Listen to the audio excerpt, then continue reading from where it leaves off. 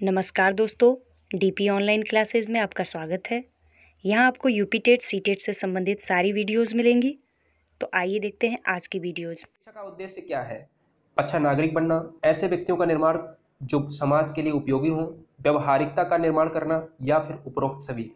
तो दोस्तों आईक्यू में ये कहता है हमारा कि सभी अगर पॉजिटिव आंसर हैं तो सभी हम यहाँ पर उपरोक्त सभी लगा देंगे। यहाँ पर हर आंसर को चेक करना है आपको, ठीक है ना। Fourth option is right answer. बहुत मोस्ट इंपॉर्टेंट है, फ्रॉवेल ने निम्न में से किस खेल पर प्रमुख बल दिया था? तो दोस्तों यहाँ पर आपको मिलते हैं 5 सेकेंड। तो दोस्तों फ्रॉवेल ने जो है आपका गेंद का खेल यहां पर इंपॉर्टेंट हो जाएगा। First option is right answer. अगर बात करेंगे प्रयोगात्मक विधि को सर्वप्रथम प्रस्तावित किया, बहुत अच्छा क्वेश्चन है। प्रयोगात्मक विधि, एक विधि पूछ ली जाती है, प्रयोगात्मक विधि को सर्वप्रथम किसने प्रस्तावित करा था? तो दोस्तों यहां पर हो जाएगा विलहेम बुंट, ठीक है ना। और विलियम बुंट भी लिख के आता है और विलहेल्म बुंट भी लिख के आता है, तो यार परेशान मत होना। बालक का चिंतन किसके द्वारा प्रदर्शित नहीं होता है? बालक का चिंतन किसके द्वारा प्रदर्शित नहीं होता है? आपको मिलते हैं 5 सेकेंड। दोस्तों यहां पर हो जाएगा फोर्थ ऑप्शन व्यक्तित्ववाद जो है, व्यक्तित्ववाद जो है यहां पर 8वें का आंसर हो जाएगा, ठीक है ना। अगर यहां पर बात करें कि आत्म केंद्रित, तो आत्म मतलब अपने अंदर केंद्रित, यथार्थवाद की भी बात करें, सजीवतावाद की बात करें, ये सभी हमने जो है आपको डिस्कस कर चुके हैं पहले, ठीक है ना। दोस्तों यहां पर पियाजे के सिद्धांत के अनुसार निम्नलिखित में से कौन सा व्यक्ति के संज्ञानात्मक विकास को प्रभावित नहीं करेगा? तो दोस्तों यहां पर बहुत इंपॉर्टेंट क्वेश्चन है, संज्ञानात्मक विकास पूरा पढ़ा चुका हूं मैं। तो आपको मिलते हैं 5 सेकेंड। भाषा, परिपक्वन, सामाजिक अनुभव या क्रियाकलाप? दोस्तों यहां पर 9वें का आंसर हो जाएगा दूसरा, सामाजिक अनुभव। क्यों हो जाएगा? क्योंकि यहां पर अगर बात करें 9वें में तो परिपक्वन और क्रियाकलाप, भाषा आदि सभी शामिल हैं पियाजे में, लेकिन जबकि बात करें सामाजिक अनुभव प्रभावित नहीं करेगा, ये पियाजे वाले में शामिल नहीं है, ठीक है। और सामाजिक की जब भी बात आती है तो किसमें आती है आपको पता होना चाहिए, वाइगोत्स्की में आती है। अगर बात करें कि इनमें से कौन सा जो है तंत्रीय सिद्धांत में व्यवहारिक बुद्धि का अभिप्राय नहीं है, तो पर्यावरण का पुनर्निर्माण करना, केवल अपने विषय में व्यवहारिक रूप से विचार करना, इस प्रकार के पर्यावरण का चयन करना जिसमें आप सफल हों, या फिर पर्यावरण के साथ अनुकूलन करना। तो अच्छा क्वेश्चन है। अच्छा क्वेश्चन इसलिए है क्योंकि इस पे आईक्यू लेवल लगाना है, तो आप अगर ये देखेंगे कि पॉजिटिव और निगेटिव भी थॉट लगा देंगे तो भी क्वेश्चन हल हो जाएगा। कैसे कि अगर व्यवहारिक बुद्धि का अभिप्राय नहीं है पूछा गया है, तो यहाँ पर केवल अपने विषय में व्यवहारिक रूप से विचार करना ही नहीं यहाँ पर है। Option number 2 is right answer. यहाँ पर क्यों? क्योंकि यहाँ पर त्रितंत्री सिद्धांत में व्यवहारिक बुद्धि का अभिप्राय नहीं है, ठीक है ना। यहाँ पर ऑप्शन नंबर 2 सही हो जाएगा। अगर, बहुत अच्छा क्वेश्चन, कोई भी नाराज हो सकता है यह आसान है, परंतु एक सही व्यक्ति के ऊपर सही मात्रा में, सही समय पर, सही उद्देश्य के लिए तथा सही तरीके से नाराज होना आसान नहीं है, यह संबंधित है। अब आपको ये बताना है कि संवेगात्मक विकास है, सामाजिक विकास से, या संज्ञानात्मक से, या फिर शारीरिक विकास से। आपको मिलते हैं 5 सेकेंड। तो दोस्तों यहां पर पहला ऑप्शन राइट हो जाएगा, क्योंकि अगर नाराज की बात आती है तो संवेगात्मक विकास से रिलेट कर जाएगा बिना कुछ सोचे समझे, ठीक है। अगर 12वें क्वेश्चन की बात करें तो विकृत लिखावट से संबंधित बहुत अच्छा क्वेश्चन है, पूरा कराया है कि अगर लेखन अक्षमता है बच्चे में, अगर पढ़ने में बच्चा बालक अक्षम है, या फिर लिखने में अक्षम है, या फिर गणितीय संक्रियाएं करने में अक्षम है, तो आपको ये सारे ऑप्शंस देख रहे होंगे कि भैया हमने सब पढ़ाया है आपको। कि यहाँ पर देखिएगा तो डिस्ग्राफिया, डिस्प्रैक्सिया, डिसकैलकुलिया जो है यहाँ पर डिसलेक्सिया हो जाएगा। अब इसका भी ट्रिक मैंने बताया था। देखिएगा कि अगर बात आती है कि विकृत लिखावट यानी लिखने में अक्षम बालक, तो यहाँ पर डिस्ग्राफिया हो जाता है। अगर कैलकुलेटर की बात आती है तो गणित में अगर कमजोर है तो वो डिसकैलकुलिया आ जाता है। और डिसलेक्सिया, दोस्तों डिसलेक्सिया आपको पता है कि पढ़ने वाला, और डिस्प्रैक्सिया की बात करें तो पढ़ना और लिखना, ठीक है। व्यक्तिगत संगठन का स्वरूप है, तो व्यक्तित्व का संगठन का स्वरूप है। अगर व्यक्तित्व की बात करें तो यहाँ पर इसका इंग्लिश रूप होता है पर्सनालिटी, और पर्सनालिटी जो शब्द है दोस्तों परसोना से बना है, एक यूनानी शब्द है और लैटिन भाषा का भी शब्द भी माना जाता है। लेकिन यूनान में जो इसका प्रयोग होता था वो मुखौटे के रूप में होता था, ठीक है ना। तो याद रखना कि व्यक्तित्व जो है आपका वातावरण और वंशानुक्रम का जो है गुणनफल होता है, ये जो है आपका दिया था, किसने दिया था ये आप कमेंट करेंगे, और हमने आपको यहाँ पर पूरा पढ़ाया है। अगर व्यक्तित्व की बात करें, वातावरण गुणे वंशानुक्रम जो है वुडवर्थ ने दिया था, ठीक है, जिसमें प्रभाव वातावरण और वंशानुक्रम का पड़ता है।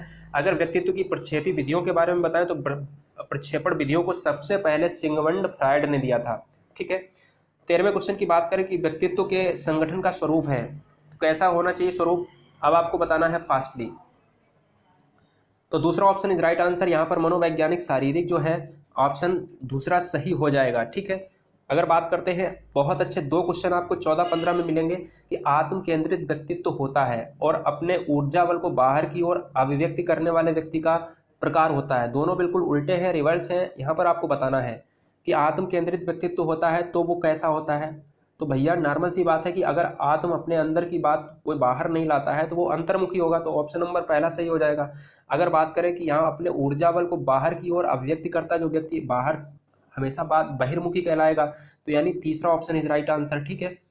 दोस्तों यूपीटेट में अगर अभी तक सब्सक्राइब नहीं किया है चैनल को सब्सक्राइब करें, बेहतर स्कोर चाहते हैं, एक सीट सरकारी विद्यालय में सभी बहन और सभी भाइयों की चाहते हैं हम, ठीक है ना। चैनल को लाइक और सब्सक्राइब जरूर करें क्योंकि हमें मोटिवेशन मिलता है आपसे। जब बच्चे एक अवधारणा को सीखते हैं और उसका प्रयोग करते हैं तो अभ्यास उनके द्वारा की जाने वाली त्रुटियों को कम करने में मदद करता है, यह विचार है। यहाँ पर त्रुटियों की बात की गई है तो किसने विचार दिया था, थॉर्नडाइक, जीन पियाजे, लेब वाइगोत्स्की ने या फिर वॉटसन ने। वॉटसन को व्यवहारवाद का जनक कहा जाता है, लेकिन अगर व्यवहारवाद को सबसे पहले किसने प्रयोग किया था तो भैया कौन है, मैकड्यूल ने, ठीक है। तो यहाँ पर पहला option is right answer. Thorndike की बात करते हैं, यहाँ पर जेबी वॉटसन की बात नहीं करेंगे। जेबी वॉटसन तो मैंने यहाँ पर आपको एक्स्ट्रा नॉलेज में बता दिया है। जबकि जीन पियाजे ने संज्ञानात्मक विकास दिया था और इन्होंने भी दिया था एक विकास, इन्होंने सामाजिक सिद्धांत का विकास दिया था। इन्होंने 4 अवस्थाएं बताई थी, इन्होंने भी अपनी कुछ अवस्थाएं बताई थी। इन्होंने कहा था कि बच्चे का विकास जो है सामाजिक जीवन से होता है, इन्होंने बताया था बच्चे का विकास अवस्थाओं में होता है।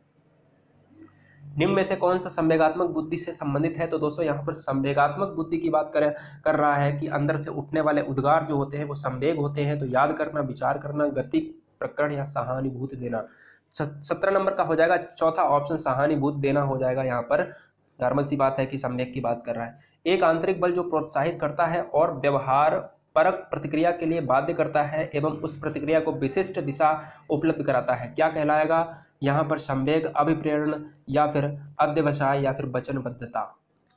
तो यहाँ पर हो जाएगा दोस्तों अभिप्रेरण, यानी 18वें का पहला हो जाएगा कि अभिप्रेरण एक ऐसी आंतरिक शक्ति है जो बालक के जीवन को प्रत्येक जो है मार्ग में प्रोत्साहित करती है और व्यवहार परक प्रतिक्रिया के लिए उसे बाध्य करती है और उसके प्रतिक्रिया को विशिष्ट दिशा में उपलब्ध कराती है, ठीक है ना। प्रेरणा ही इंपॉर्टेंट हो जाएगा। निम्न में से कौन सी शब्दावली प्रायः अभिप्रेरणा के साथ अंतः बदलाव के साथ इस्तेमाल की जाती है, काफी कठिन क्वेश्चन है। तो दोस्तों यहाँ पर हो जाएगा आपका आवश्यकता। तो आवश्यकता शब्दावली प्रायः अभिप्रेरणा के साथ अंतः बदलाव के साथ इस्तेमाल की जाती है। मनोवैज्ञानिक ने आवश्यकता को अभिप्रेरणा की उत्पत्ति में पहला कदम बताया है, ठीक है। तो तीसरा ऑप्शन सही हो जाएगा। 20वां क्वेश्चन है कि जब शिक्षार्थियों को समूह में किसी समस्या पर चर्चा का अवसर दिया जाता है तब उनके सीखने का वक्र कैसा होता है। जब भाई सभी लोगों को बैठाल के अगर कह दिया जाए कि आप चर्चा कर लो तो भाई झिझक भी दूर होगी, उनमें कैसा वक्र होगा सीखने का, तो भैया नॉर्मल सी बात है कि बेहतर होगा, जो पहले से बेहतर होगा, उनकी सारी प्रॉब्लम्स का समाधान हो जाएगा। विकास की गति एक व्यक्ति को दूसरे से भिन्न होती है किंतु यह एक नमूने का अनुगम करती है, बीच में क्या भरा जाएगा। विकास की गति एक व्यक्ति से दूसरे से भिन्न होती है किंतु यह एक क्रमबद्ध और व्यवस्थित नमूने का गमन करती है, ठीक है ना। कुछ ही क्वेश्चन बचे हैं, आप स्कोर बताएंगे कि हमारे क्या 21-22 सही हो पा रहे हैं या नहीं हो पा रहे हैं। विकास के लिए निम्नलिखित में से, और यहाँ पर रोजाना हम बाल विकास का टेस्ट चलाएंगे, साथ में मैथमेटिक्स का भी टेस्ट चलेगा, ठीक है। विकास के लिए निम्नलिखित में से कौन सा एक उचित है।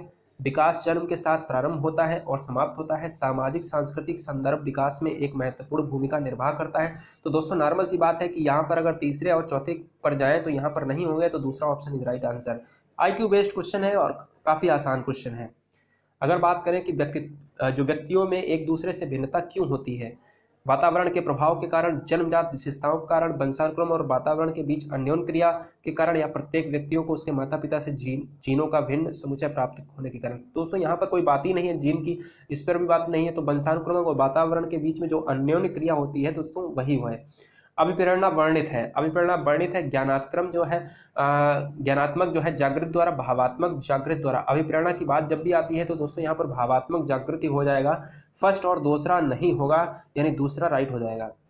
चिंतन मानसिक क्रिया का कैसा पहलू है? चिंतन मानसिक क्रिया का ज्ञानात्मक, क्रियात्मक, भावात्मक। काफी इंपॉर्टेंट क्वेश्चन है दोस्तों। यहाँ पर 25वें क्वेश्चन का हो जाएगा पहला, यानी ज्ञानात्मक। चिंतन जो है मानसिक क्रिया का ज्ञानात्मक पहलू है। व्यवहारवादी ने कहा, क्या कहा? कि भाई मुझे नवजात शिशु दे दो, मैं उसे डॉक्टर, वकील, चोर या जो चाहो वो बना दूंगा। उसने कहा भैया छोटा बच्चा दे दो, नवजात शिशु दे दो, और मैं जो चाहूंगा वो बना दूंगा। किसने कहा था ये? तो दोस्तों नॉर्मल सी बात है, बहुत बार आता है, इसको नोट कर लेना। वॉटसन ने कहा था, जेबी वॉटसन ने। तो जेबी वॉटसन व्यवहारवाद के जनक भी कहा जाते हैं, यहाँ पर इंपॉर्टेंट हो जाएगा। ध्यान आकर्षित होने में किसकी भूमिका प्रमुख होती है? तो दोस्तों यहाँ पर क्या उद्दीपन की सक्रियता होती है? नहीं होती है। उद्दीपन की विश्वसनीयता होती है? नहीं होती है। उद्दीपन की उपादेयता होती है? नहीं होती है। जबकि तीव्रता, पहला ऑप्शन इज राइट आंसर, यानी पहला ऑप्शन। अगर बात करें व्यवहारिक क्षमताओं में वह सापेक्ष स्थायी परिवर्तन जो कि प्रबलित अभ्यास का परिणाम होता है, उसे क्या कहते हैं? प्रबलित अभ्यास का परिणाम होता है, उसे क्या कहते हैं? व्यवहारिक क्षमताओं में ध्यान देना कि यहाँ पर अभिप्रेरणा की बात नहीं कर रहा है, जब भी अभ्यास की बात कर रहा है तो अधिगम की बात यहाँ पर हो जाएगी। First option is right answer. संज्ञान किस बुद्धि के सिद्धांत का हिस्सा है? माफी चाहेंगे। संज्ञान किस बुद्धि के सिद्धांत का हिस्सा है? तो दोस्तों यहाँ पर संज्ञान किस बुद्धि के सिद्धांत का हिस्सा है?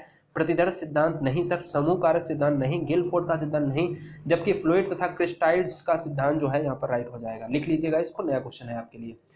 दोस्तों यहाँ पर लास्ट क्वेश्चन है, 8 वर्ष के सुधीर की मानसिक आयु जो है 10 वर्ष है, उसकी बुद्धि लब्धि कितनी है? दोस्तों ये सूत्र आपको अगर याद है तो भाई बुद्धि लब्धि बराबर क्या होता है, जो निकालते हैं IQ लेवल, ठीक है ना। तो नॉर्मल सी बात है कि चौथा ऑप्शन इज राइट आंसर। भाई पूरा अगर करेंगे तो 10 × 100/8 भी अगर कर लेंगे तो यहाँ पर 125। दोस्तों ऐसे ही हमारे और वीडियोस देखने के लिए हमारे चैनल को लाइक करें, सब्सक्राइब करें